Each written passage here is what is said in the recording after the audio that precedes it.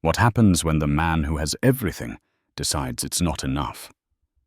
Evander Cross, a titan of industry with a 9-figure net worth, had a life most people could only dream of: a stunning penthouse overlooking Central Park and a brilliant, beautiful wife, Katharina, who was pregnant with their first child.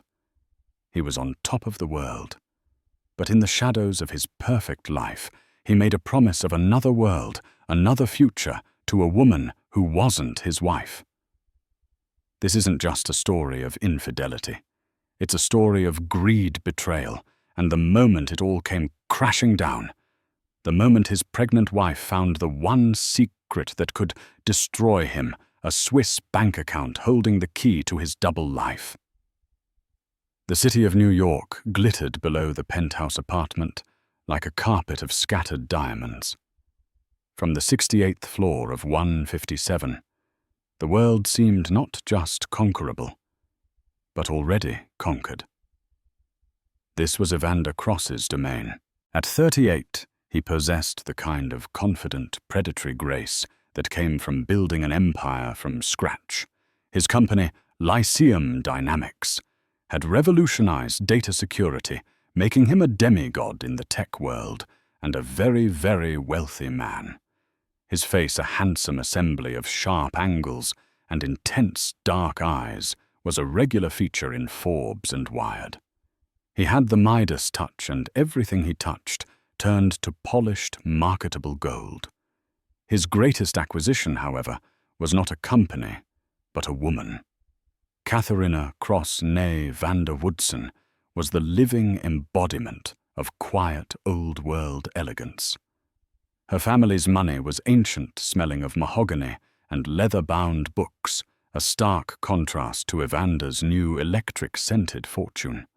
They had met at a charity gala where Evander was the keynote speaker and Katharina was the event chair.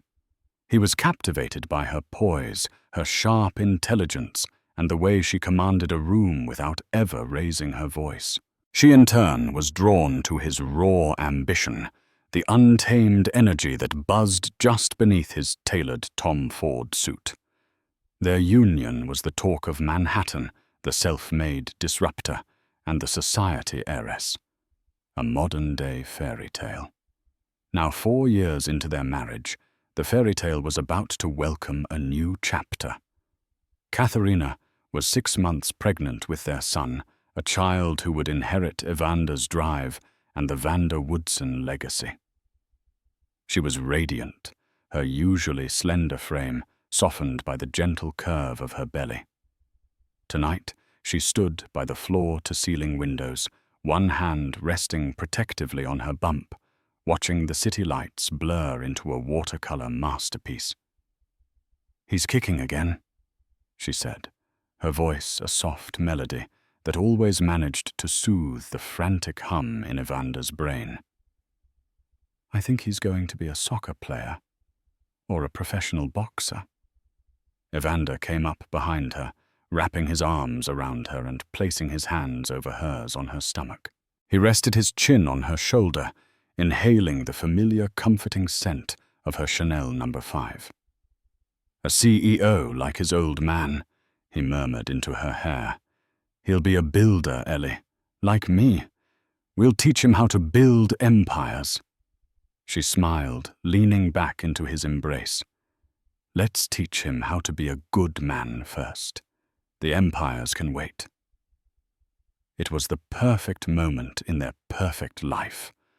A life of curated perfection, from the abstract expressionist paintings on the walls to the Michelin-starred meals prepared by their private chef.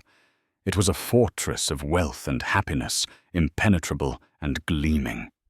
But even the strongest fortresses have secret passages, and Evander was a man who had mastered the art of building them. His secret passage had a name, Isabella Rossi. He had met her 3 months prior. It was a rainy Tuesday, and Evander had ducked into a small avant-garde art gallery in Chelsea to escape a sudden downpour. The gallery was stark white, the art challenging and provocative.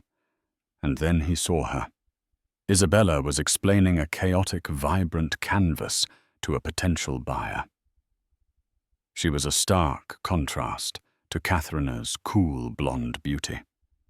Isabella was all fire and passion, with a mane of dark curly hair, expressive hands that danced as she spoke, and eyes that held a hint of wildness. She managed the gallery, but it was clear she had ambitions that stretched far beyond its white walls. Evander, an investor in art, but rarely a connoisseur of it, found himself utterly captivated. He waited until her client left. "You have a gift," he said, his voice making her jump. "You don't just sell the art. You make them feel it." Isabella turned, her dark eyes assessing him in an instant. She recognized him, of course. Who in New York wouldn't? A small, knowing smile played on her lips. "Art is meant to be felt, Mr. Cross. Otherwise, it's just expensive decoration. Call me Evander." That was how it started. A conversation about art turned into a 2-hour discussion over coffee. Coffee turned into clandestine lunches. Lunches bled into late afternoon trysts in a boutique hotel in Soho that he'd booked under a false name.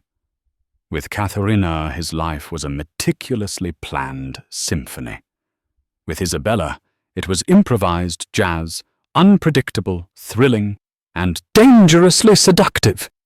She didn't care about his stock prices or his board meetings. She cared about his passions, his fears, the man he was before he became a brand. She saw the restless hunger in him that Katharina had sought to soothe, and instead of calming it, she fed it. "You're trapped in a golden cave, Evander," she'd whispered to him one afternoon, her fingers tracing the tense line of his jaw. They were in their hotel room, the city noise a distant hum. A beautiful, perfect cage. But a cage nonetheless. He didn't deny it. In fact, he found the idea exhilarating. He was the master of the universe, yet she saw him as a captive. It was a narrative that absolved him of his guilt. He wasn't betraying Katharina. He was escaping a gilded prison. The promises began as whispers, sweet nothings in the dark. But with a man like Evander, whispers had a way of becoming blueprints. "I want to see the world with you," he told her, scrolling through pictures on his phone. Not the world of boardrooms and charity balls. The real world. A villa in Tuscany overlooking a vineyard. We could wake up to the sunrise, drink wine, and forget what day it is. Isabella's eyes gleamed. "That sounds like a dream." "It doesn't have to be," he said, his voice low and serious. "I can make it happen." He started to paint a picture of a future for her, a masterpiece of deceit. He told her he and Katharina were more like business partners now that the spark had faded long ago. The baby, he explained with a pained expression he'd practiced in the mirror, was a last-ditch attempt to save something that was already broken. "I can't leave her now. Not while she's pregnant," he'd say, the picture of a tortured, honorable man. "But after the baby is born, things will change. I'll make sure she's taken care of. But my future, my happiness, that's with you, Bella." She believed him. Every word. Why wouldn't she? He was Evander Cross. He didn't just make promises, he issued decrees. He started sending her gifts, not just jewelry and clothes, but things that spoke to their shared future. A first-edition copy of a book on Tuscan architecture. A rare bottle of Brunello from a vineyard near the very spot he claimed he wanted to buy land. He was building a second life as meticulously as he had built his first. He compartmentalized with chilling efficiency. He would leave Isabella's arms shower away her scent and go home to his pregnant wife, slipping back into the role of doting husband without missing a beat. He'd feel the baby kick under his palm and feel a surge of genuine love and excitement, even as the ghost of Isabella's touch lingered on his skin. He loved Katharina, he told himself. He did. But what he had with Isabella was different. It was passion. It was life. It was the one thing his money couldn't buy, in the open market, a rebellion against the perfect life he had so carefully constructed. One evening, about a month after meeting Isabella, he was working late in his home office. The space was his sanctuary, a minimalist room with a panoramic view of the city he'd conquered. Katharina was asleep, and the penthouse was silent. He was supposed to be reviewing quarterly reports, but his mind was elsewhere. It was on Isabella, on Tuscany, on the intoxicating, terrifying idea of a life lived on his own terms. He knew that to make this second life a reality, he needed more than just whispered promises. He needed resources. He needed a war chest, a fund completely off the books, invisible to the prying eyes of his company's auditors, and more importantly, his wife. Katharina, for all her quiet grace, was no fool. Her family had taught her to read a balance sheet as easily as she read novels. Their finances were largely intertwined, a web of trusts and joint accounts.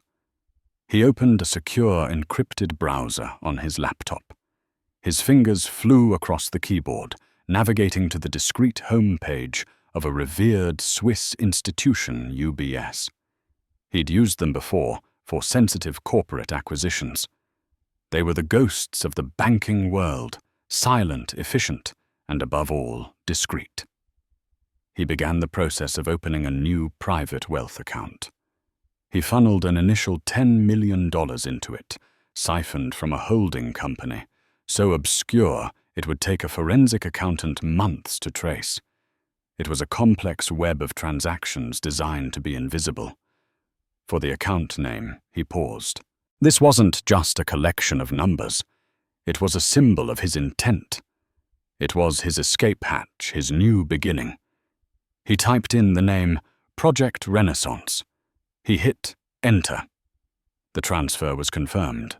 There it was, a secret, a $10 million secret, hidden in the digital vaults of a bank thousands of miles away, a testament to a future he was building in the shadows of his marriage.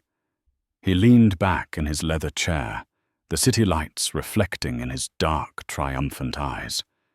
He felt a thrill, a jolt of power that was more potent than any billion-dollar deal.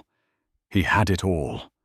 The perfect wife, the child on the way, the adoring mistress, and a secret nest egg to fund his fantasy. Evander Cross, the master builder, surveyed his two empires, one built in the light, the other in the dark.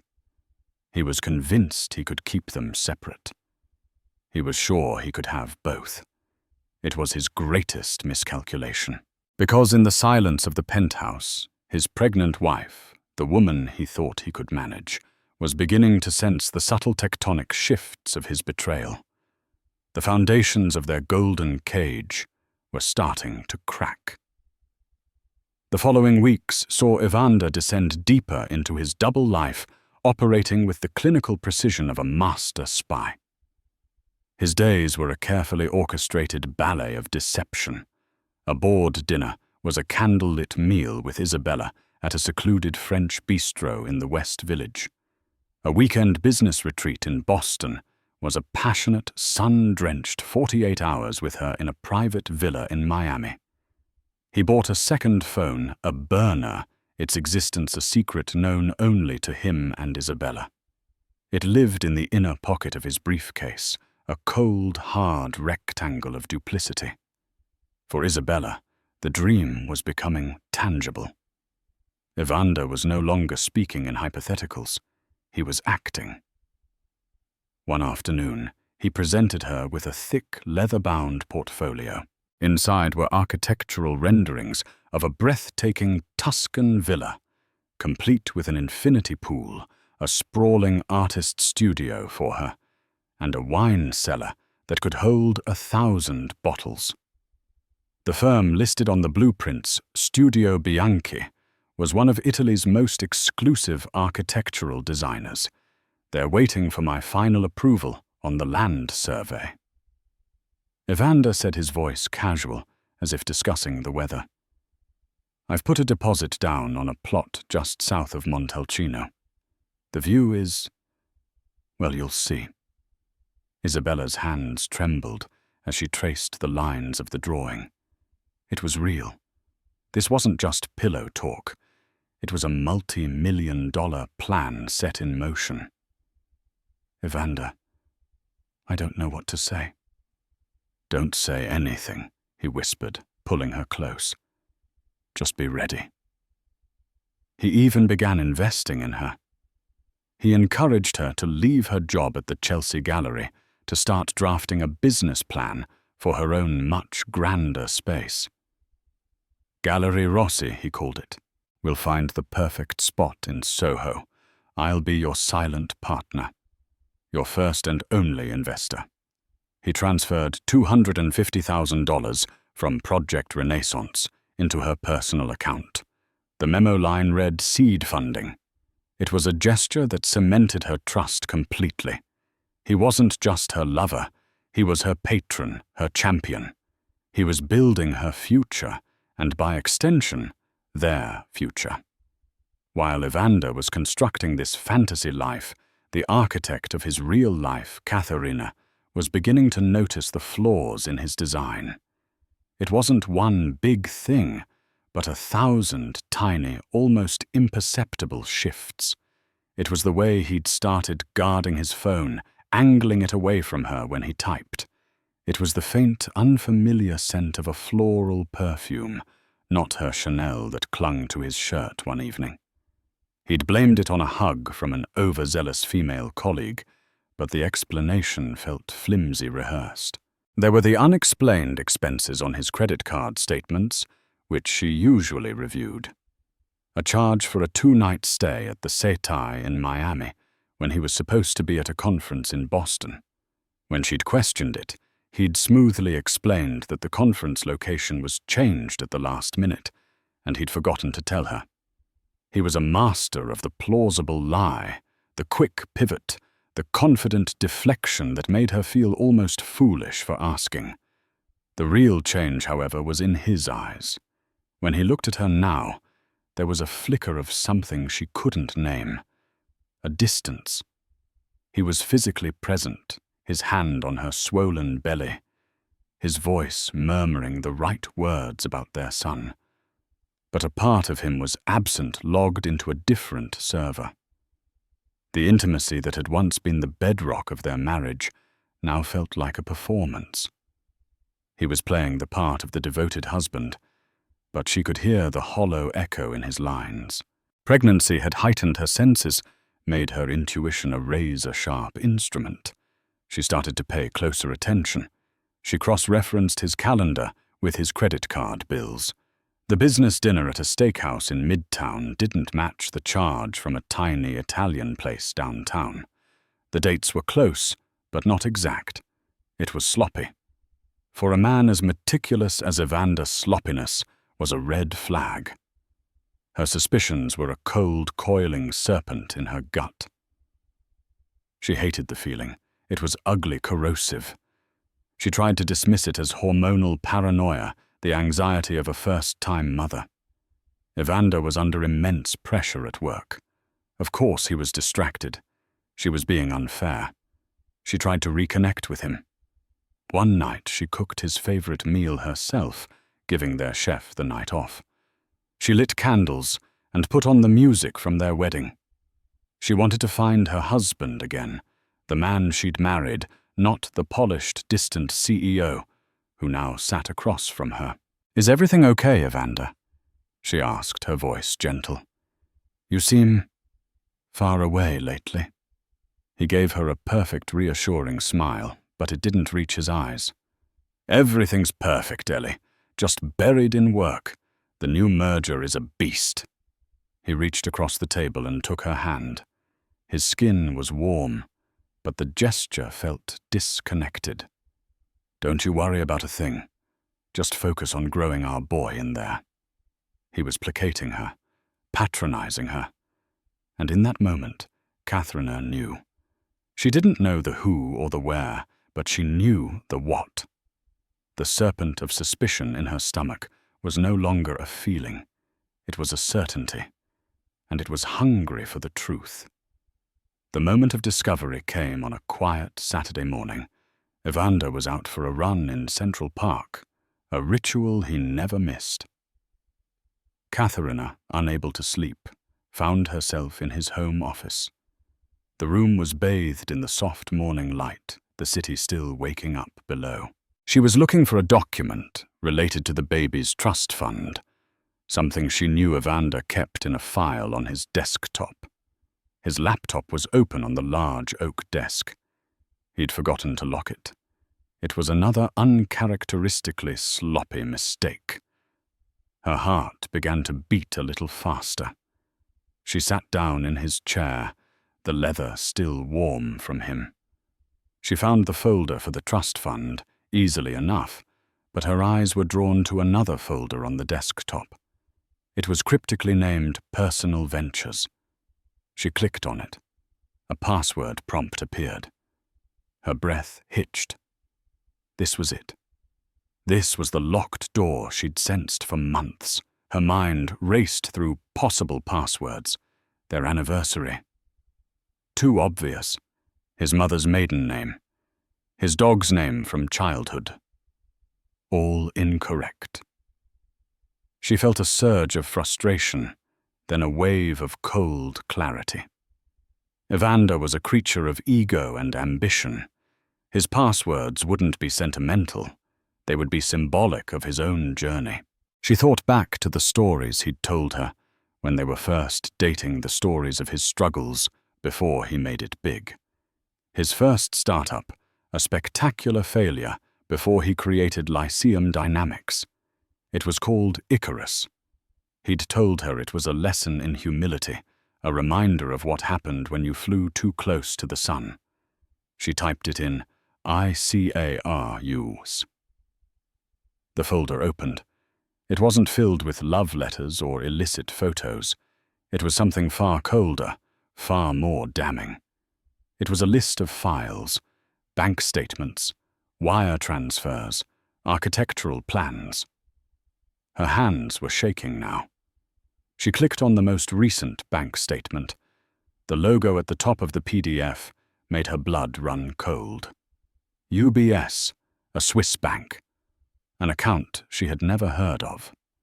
The account holder's name was listed as a shell corporation she didn't recognize, but beneath it, the designation was clear: Project Renaissance.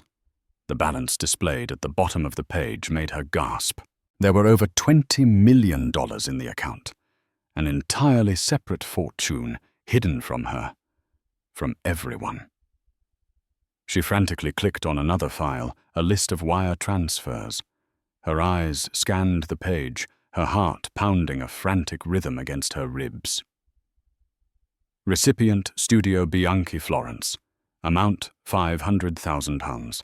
Memo Tuscan Villa Deposit. Recipient Isabella Rossi. Amount $250,000. Memo Seed Funding. Recipient The Setai, Miami. Amount $15. 780. Memo Villa Rental. Isabella Rossi. The name was unfamiliar, yet it felt like a physical blow. A woman's name. Seed funding.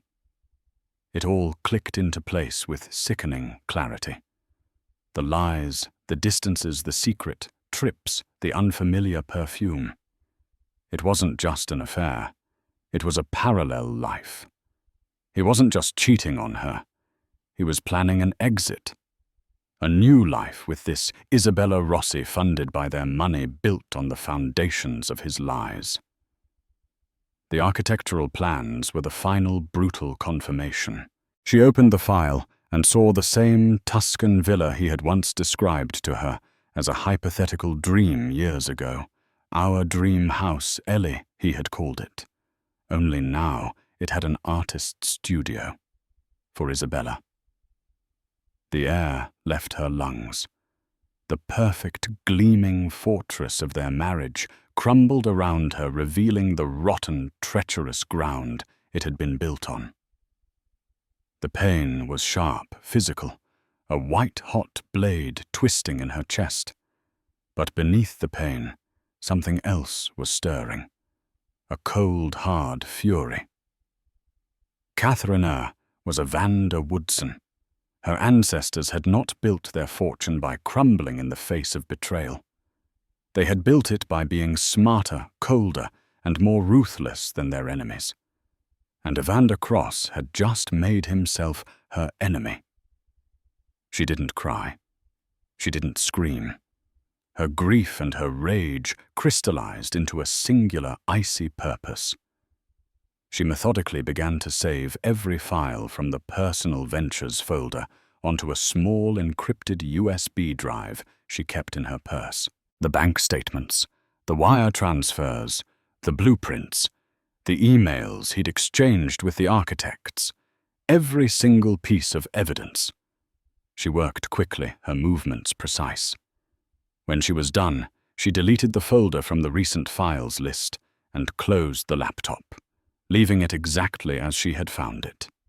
She walked out of the office, the USB drive feeling heavy in her pocket, a tiny data bomb waiting to detonate. She went to the nursery, a beautiful room painted in soft blues and whites, a mobile of silver stars hanging over the empty crib. She stood there for a long time, one hand on her belly, feeling the strong, steady kicks of her son. This was no longer just about a broken heart. This was about protecting her child, protecting his future, his legacy from the man who was willing to gamble it all away for a fantasy. When Evander returned from his run, flushed and energized, he found her sitting in the living room, calmly sipping a cup of decaffeinated tea. "Morning, beautiful," he said, kissing the top of her head. "The park was incredible today. You and I should take the baby for walks there every morning." She looked up at him, her expression unreadable. "That sounds lovely, darling," she said, her voice smooth as glass. He had no idea. He was looking at his perfectly composed, pregnant wife, and he didn't see the woman who had just uncovered his entire shadow life. He didn't see the strategist. He didn't see the adversary. He saw the one person he thought he could always control. And as he walked away to shower, Catherine allowed a small, cold smile to touch her lips. The game had changed. He just didn't know he was playing it yet. Catherine spent the next 48 hours in a state of chillingly calm preparation. The initial shock had subsided, replaced by a glacial resolve. She was a general preparing for war. She did not confront Evander. Instead, she let him continue his charade, watching his every move with new all-seeing eyes. She listened to his plausible lies about late meetings and business trips, nodding serenely, all the while knowing his real itinerary. The knowledge was a suit of armor. Her first call was not to a divorce lawyer, but to her father. Arthur Vander Woodson was a retired investment banker, a man who moved through the world with the quiet lethality of a shark. He was a patriarch from a bygone era, and his love for his daughter was fierce and absolute. They met in the private library of his Upper East Side townhouse, a room that smelled of old money and power. Without shedding a single tear, Catherine laid out the situation. She handed him the encrypted USB drive. "He has a second life, Daddy, a mistress, and he's been using marital assets to fund it." Arthur listened in stony silence, his steepled fingers the only sign of his tension. He scrolled through the contents of the drive on his laptop, his expression hardening with every file he opened. The UBS statements, the wire transfers to Isabella Rossi, the Tuscan villa. When he was done, he closed the laptop and looked at his daughter. He didn't offer empty platitudes or comforting hugs. He offered strategy. "The first thing we do is secure your position," he said, his voice a low growl. "This isn't about emotion, Katharina. This is a business transaction, a hostile takeover of your future. We need the best, not just a lawyer, a killer." The killer's name was Victoria Hayes. She was a legend in the world of high-stakes divorce, a woman known for dismantling the empires of cheating husbands and securing settlements that made headlines. Her office was a fortress of steel and glass in Midtown. Katharina, with her father by her side, presented the evidence to Victoria. The lawyer's eyes, sharp and intelligent, lit up as she examined the files. "Cross has been very, very stupid," she said, a hint of predatory delight in her voice. "This offshore account, this is the smoking gun. He's not just an adulterer. He's committed financial fraud against the marital estate. This is beautiful." Victoria's advice was counterintuitive but brilliant. "Do nothing," she instructed. "Don't let him know you know. We wait. We let him transfer more money. We let him dig his own grave a little deeper. The more he commits to this Project Renaissance, the more you are entitled to when we strike." Meanwhile, Evander, oblivious, was escalating his promises to Isabella. He felt the birth of his son approaching like a deadline, a final hurdle, before he could begin his real life. His guilt was assuaged by the millions he was setting aside. He was being honorable, he told himself. He would leave Katharina a wealthy woman. He flew Isabella to Paris for a weekend. He bought her a Cartier bracelet, its diamonds sparkling under the lights of the Eiffel Tower.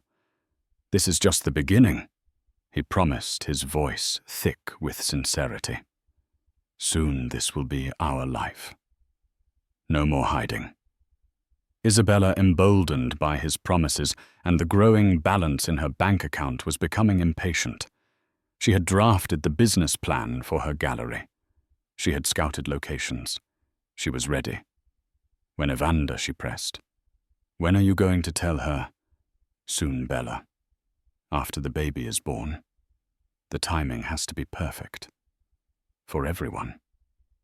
His perfect timing was about to be ripped from his hands. Katharina, following Victoria's counsel, waited for 2 more weeks. 2 weeks of polite dinners, of feigned interest in his work, of placing his hand on her belly to feel their son kick. It was the performance of her life. The day of the confrontation arrived. It was a Tuesday.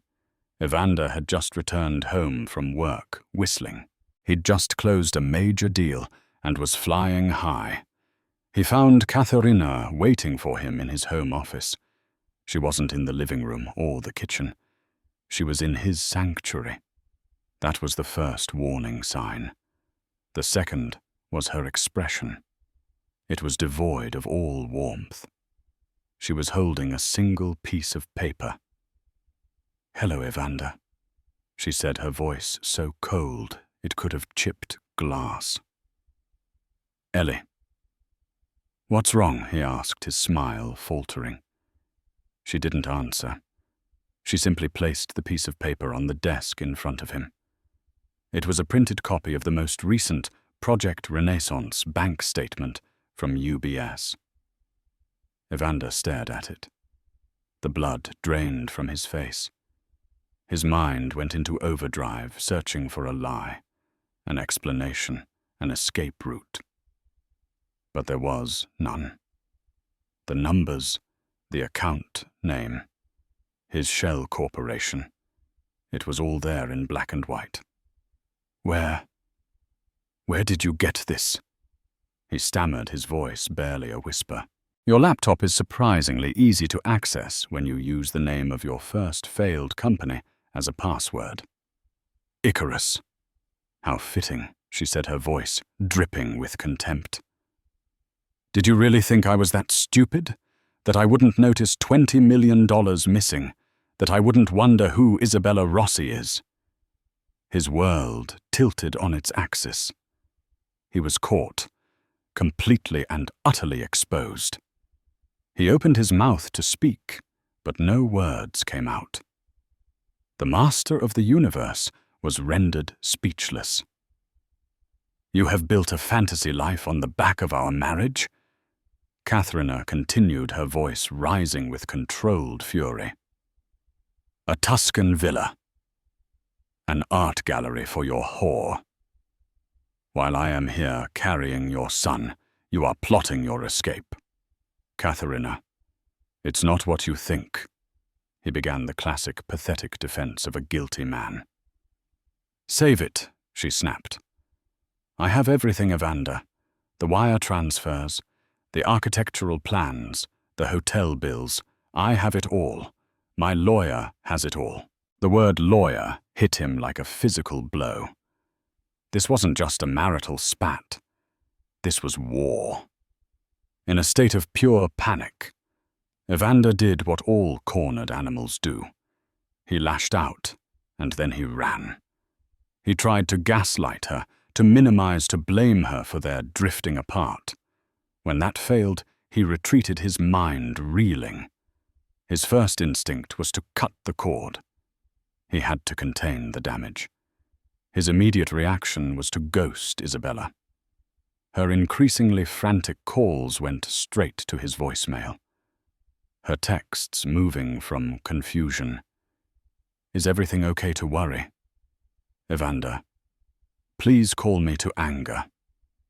What the hell is going on?" were left unanswered. The steady flow of money into her account ceased. The dream of Gallery Rossi and the Tuscan sun evaporated overnight. Isabella was plunged into a nightmare. She had quit her job. She had signed a lease on a new, expensive apartment based on Evander's promises. She had told her friends and family that she was on the verge of something big. Now she was left with nothing but silence and a dwindling bank account. She was more than a scorned mistress. She was a woman whose future had been leveraged and then abandoned. Desperation began to set in. She went to their hotel in Soho, hoping to find him. The concierge informed her that the permanent booking under his pseudonym had been cancelled. She went to his office building, but security turned her away. She was locked out, erased from his life, as easily as deleting a file. For a week, she wallowed in a mix of heartbreak and terror. Then the grief curdled into a hard, cold rage. Evander Cross had not just broken her heart. He had played her for a fool. He had used her, and now he was trying to discard her. But Isabella Rossi was not disposable. She thought about her options. She could leak the story to the press, but that would make her look like a gold digger. She had the Cartier bracelet and the money in her account, but she had no legal claim to his future. But she did have something else. She had evidence, intimate evidence. Text messages filled with his promises, voicemails where he declared his love and detailed their future together, photos from their secret trips. And then she had an idea, an audacious, terrifying, brilliant idea. There was only one other person in the world who hated Evander Cross more than she did, right now, his wife. With trembling hands, Isabella did a search and found the contact number for Katharina Cross's personal foundation. She left a message, her voice low and urgent. "My name is Isabella Rossi. I have information that I believe Mrs. Cross will find extremely valuable regarding her husband, Evander Cross. Tell her it's about Project Renaissance." The message was relayed to Katharina through her assistant. Katharina, sitting in Victoria Hayes's office, listened to the voicemail. Victoria's eyebrows shot up. "Well, well, well," the lawyer said with a grin. "The plot thickens. The mistress wants to talk. This could be very, very interesting. Katharina felt a wave of revulsion. The thought of speaking to this woman, this home-wrecker, was sickening. But Victoria was right. A scorned mistress with evidence could be a powerful, if unconventional, weapon. Set up a meeting. Katharina commanded, her voice firm. A neutral location. Just the two of us. They met 2 days later in a private room at a discreet restaurant in the Carlisle Hotel. Katharina arrived first, composed and regal in a simple black dress. When Isabella walked in, she looked nervous, defiant, but not defeated. The two women, the wife and the mistress, stood face to face for the first time. The air crackled with unspoken animosity. "Thank you for meeting me," Isabella began, her voice shaky. "I'm not here for pleasantries," Katharina cut in, her tone icy. "You have 5 minutes to tell me why I shouldn't have you thrown out." Isabella took a deep breath. "Because I have what you need to burn him to the ground," she said, her voice gaining strength. "You have the financial records. I have the emotional proof. I have recordings of him telling me he loves me, that he was leaving you after the baby was born. I have texts detailing every promise he ever made. He didn't just lie to you, Mrs. Cross. He lied to me too. He sold me a fantasy and then tried to bankrupt me when it became inconvenient. We have a common enemy." Katharina stared at her, her mind racing. The idea was grotesque. To align herself with this woman, it was unthinkable. But the strategic advantage was undeniable. Katharina had the financial case for fraud. Isabella had the narrative, the proof of malicious intent and emotional cruelty that would be devastating in a public divorce. Together, they could utterly dismantle him. "What do you want?"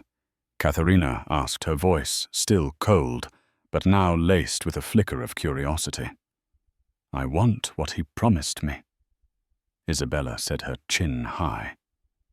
"Not his love. That was a lie. I want the gallery. I want the seed money he said he'd give me. I want a future, the one he stole from me.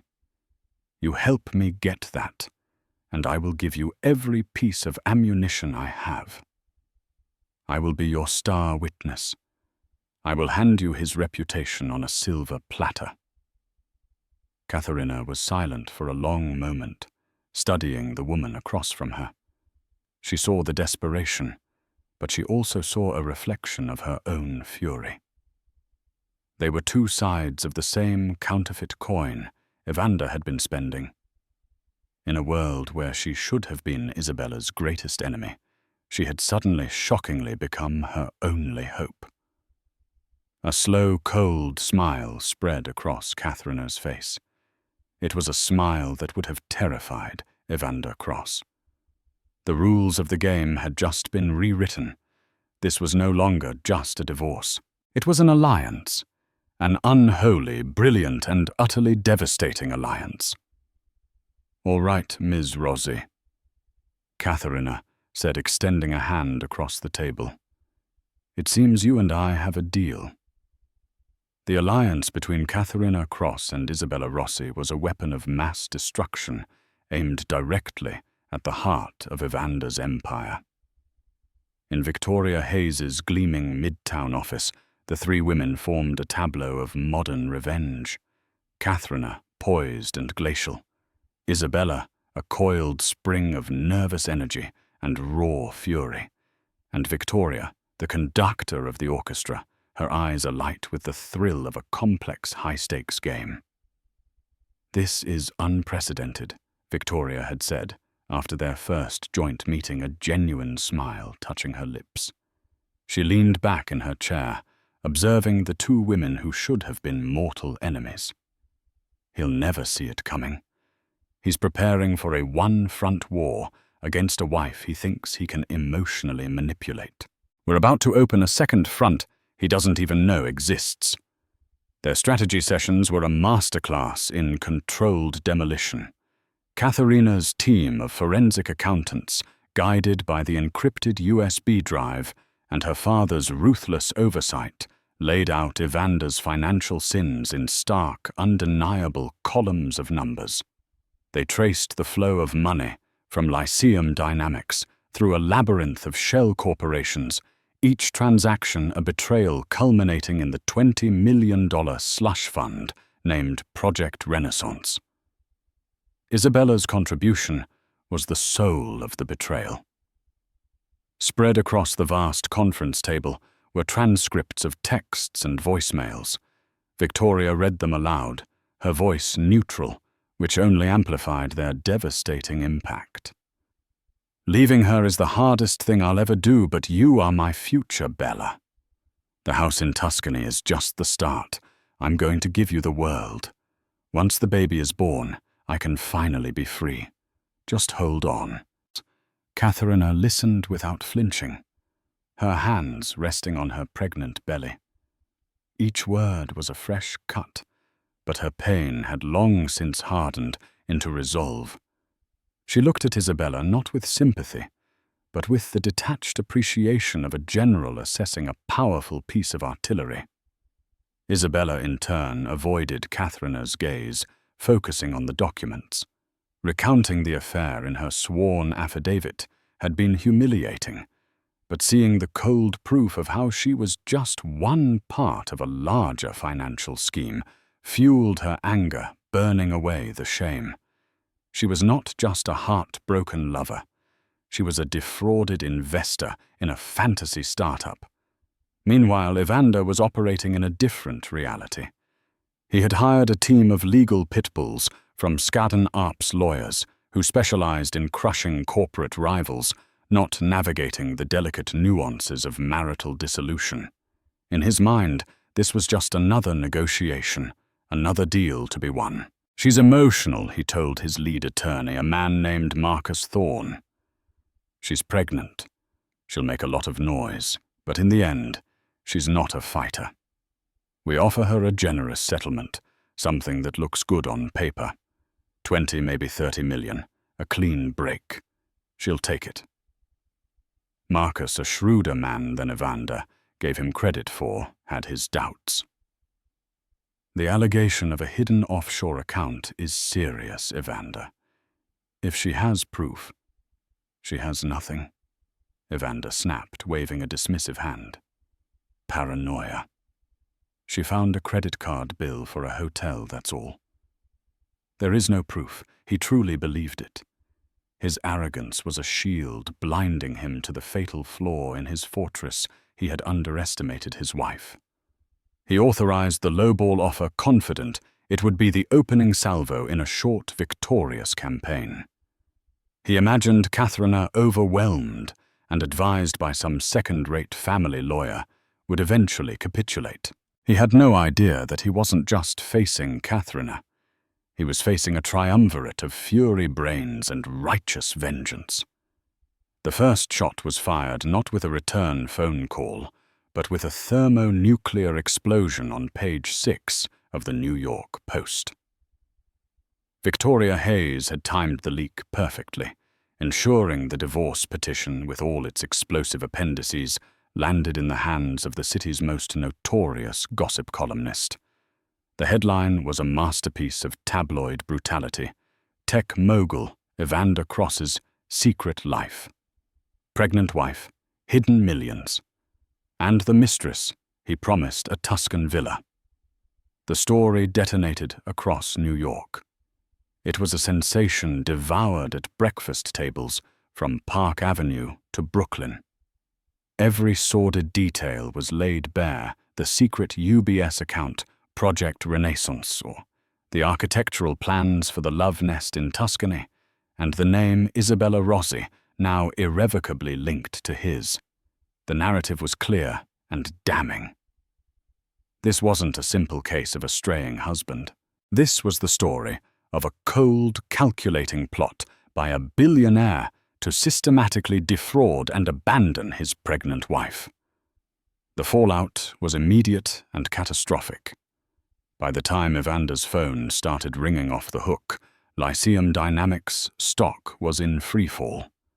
The board, a group of men who valued reputation and stability above all else, convened an emergency meeting.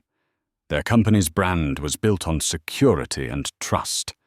Their CEO was now the national poster child for deceit and betrayal. The morality clause in Evander's employment contract, once a forgotten piece of boilerplate, was invoked. By noon, he was forced to take an immediate and indefinite leave of absence. The empire he had bled for the company, that was the very core of his identity, had been ripped from his grasp in a matter of hours. Evander was left in the ruins, shell-shocked. He stared at the newspaper, his hands shaking the name Isabella Rossi, seeming to burn a hole through the page. It was her involvement that he couldn't process. That she would turn on him, that she would align herself with Katharina. It was a betrayal so profound, so outside his calculations, that it broke something in him. It was a variable his supreme arrogance had never even considered. His world shrank overnight. The fawning calls from business partners stopped. Friends suddenly became unavailable for lunch. He was a pariah, a walking scandal. The legal battle he had prepared for a measured negotiation was over before it began. It was now a frantic damage control operation. His lawyers, faced with insurmountable and now very public evidence, advised him there was only one path: unconditional surrender. The final meeting took place in the sterile, airless conference room of Victoria Hayes's firm. The silence was heavy, broken only by the rustling of papers. Evander looked like a ghost of the man he'd once been. His bespoke suit hung on him, his confident swagger replaced by a hollowed-out exhaustion. Across the table, Katharina sat like an avenging angel. Her pregnancy now pronounced her expression as serene and implacable as a marble statue. She was flanked by Victoria and her father Arthur, who looked at Evander with undisguised contempt. Victoria began, her voice crisp and devoid of emotion, as she laid out the terms of the settlement. Each one was a hammer blow. First division of assets. Mrs. Cross will receive 60% of the total combined marital estate. Evander flinched. 60%. It was punitive. This includes a majority stake of your shares in Lyceum Dynamics. Victoria continued effectively transferring controlling interest to Mrs. Cross. His breath caught. His company. She was taking his company. He looked at Katharina, who met his gaze without blinking. The Manhattan penthouse and all its contents will be retained by Mrs. Cross. A trust fund in the amount of $100 million will be established for your son Arthur, ensuring he is independently secure for the rest of his life. He had lost his home. He had lost his legacy.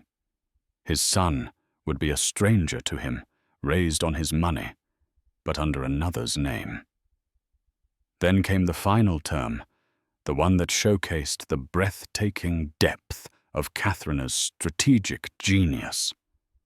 Finally, Victoria said, sliding a separate document across the table, "You will wire the sum of $5 million to a holding corporation." She paused for effect. "The name of that corporation is Gallery Rossi, LLC." Evander stared at the document as if it were a venomous snake. It was the checkmate. He was being forced to personally fund the future of the woman he had tried to erase, a future brokered by the wife he had betrayed. It was Isabella's severance, her hush money, and the cruel, poetic fulfillment of his own broken promise. He had no choice. His lawyers gave him a subtle, defeated nod. With a trembling hand, Evander picked up the pen. As it scratched across the signature line, signing away his fortune, his company, and his pride, he looked up at Katharina one last time, searching her face for any flicker of the woman he had married, of the love they had shared. He found none. He saw only a stranger, a cold-eyed victor, who had beaten him at his own game. A month later, Katharina gave birth to a healthy baby boy, Arthur. She gracefully assumed her role on the board of Lyceum, not as a grieving widow, but as a shrewd and powerful force, her quiet intelligence steering the company out of the scandal. She sold the penthouse, wiping away the last vestiges of her old life, and moved with her son into a beautiful sunlit townhouse, creating a new world, quieter, but infinitely more secure. She had lost a husband, but had claimed an empire. Isabella Rossi vanished from the headlines as quickly as she had appeared. The $5 million was quietly transferred. Months later, a chic minimalist art gallery opened its doors in Soho. Its name was simply Rossi. Isabella, now its sole proprietor, became a respected if enigmatic figure in the art world. She had her dream, not through the love of a powerful man, but through a cold, hard bargain.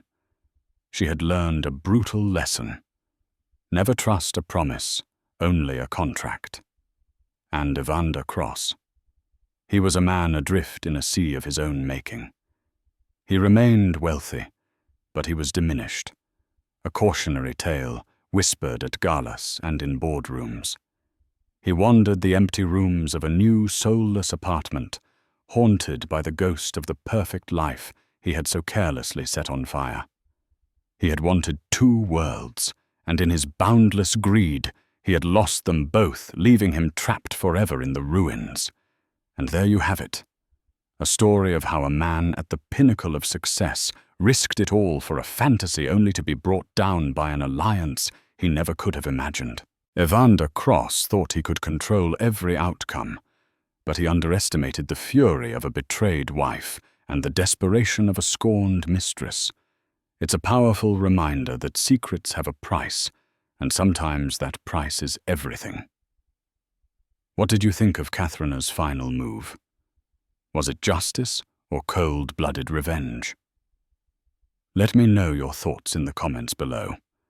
If you love stories of high-stakes drama and delicious karma, make sure to hit that like button, share this video with someone who loves a good story, and don't forget to subscribe for more tales of betrayal and reckoning. You won't want to miss what's coming next.